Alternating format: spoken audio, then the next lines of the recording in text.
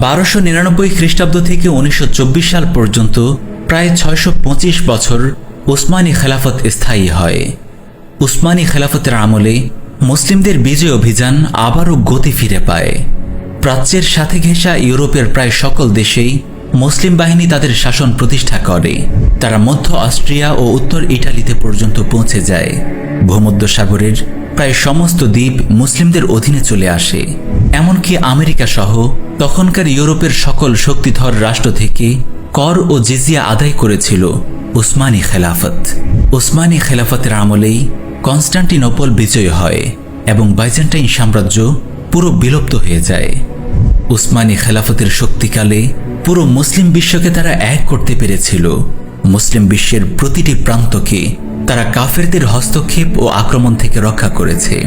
উসমানী খেলাফার শহর তুর্কি হয়ে ওঠে পৃথিবীর সবচেয়ে শক্তিশালী ও উন্নত শহর। কিন্তু এক পর্যায়ে দীর্ঘ সময়ের এই বিশাল সাম্রাজ্যেও অধপতন ও ক্ষয় দেখা দেয়।